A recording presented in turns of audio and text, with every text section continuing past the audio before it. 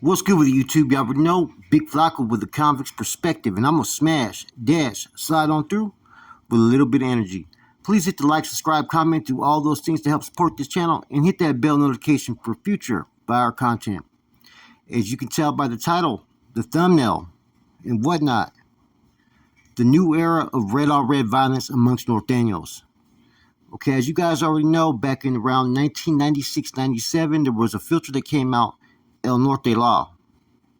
Quete, Skip, and a couple others were filtering this out, hit the streets. And it was to stop a lot of the violence that was going on amongst Norteño barrios. In it, it talked about the consequences for, tagging at another hood's barrio for disrespecting and engaging in unnecessary violence due to set tripping. Now, it took away the element as far as personal vendettas amongst people, right? But people started to use this law and misapply it from time to time for their own benefit or to not have to deal with something on a personal level. Everybody used to hide behind it. Oh, no, we can't get down red on red. Knowing damn well that their actions probably were that of disrespecting the man. A lot of people used to hide on this. So back then, the red on red law was to promote unity out there in the streets, security, and to get rid of the true oppositions that they felt that were basically infesting the neighborhoods in Northern California, which were the Sureños at that time. Red on red would have to do with, set tripping amongst hoods, people's old ladies. There, like I said, there was a wide range of charges that could be filed based upon red on red. And over time, you stop seeing the set tripping, you stop seeing the people that were disrespectful. And red on red, it existed from time to time, but every time it would start to get any type of energy, some big homies would intervene and it would get shut down. Now, me personally, I was always against the red on red policy because I felt that too many individuals would hide behind it or utilize it for their own personal gain. And see, over time, there were certain situations that, yes, the red on red applied, in appropriate fashion. I remember we had the Pod Mas Local sit down. We diffused that issue. I remember, there was other individuals that had engaged in certain activities that we were able to shut down and stop from lighter warfare back in the days in San Jose. Now, nowadays, what you're seeing with the red on red is it's a new form of violence amongst the own collective. Whereas before on these yards, right, it was all about security, respect, unity, right? Because you had adversaries and opposition all around you. Now those oppositions no longer really exist. There's no immediate threat. So what you're seeing is more politicking within. More people who have scores to settle, who fall in place of position of rank and file to where they can now make those choices and decisions.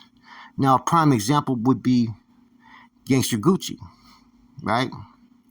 Cheeks, and the issue with him and Big Mister, which is, to me, some of the more frivolous red on red claim that was filed. And basically, it was used because individuals just did not like Cheeks that were within the organization. And some of those were from rival neighborhoods that made that decision. Now, the same person that made that decision upon Cheeks' standings is the same individual that has a lot to do with Sleepy G recently being hit. Now, I'm not saying whether it was valid or not that Sleepy G should have been or shouldn't have been hit, right? But you're seeing a trend here. And what it is red on red violence within your own collective, within the Norteños collective, to where people are holding power and authority decisions to where it's who you've benefited, right, is going to really outshine whether your career stays or is short-lived. People are holding positions or they're being cleared for crimes that 20 years ago they would have never been salvaged. And I think during that time era was more of a time period where we were trying to salvage careers when I was active. That was the whole focal point. Now you got those that are just getting hit for what? Freelancing, right? Disrespecting the Carnal or Carnal's family, okay? Set tripping, right? Handling your business because it was personal. All these things are playing into a factor to those that have the advantages of being tied in with somebody. They're able to make those reports and have that person dealt with, or due process is being bypassed because, like I said, different strokes for different folks. When it comes to anybody disrespecting the Carnal or Carnal pushing that issue, Due process gets thrown out the door every single fucking time. Unless that individual knows a higher ranking C that's going to vouch for him. That was a common thing for a long time with individuals from Horseshoe based upon the fact of Lencho and the other one, Dragon, that they were giving a lot of people passes for things that they have done.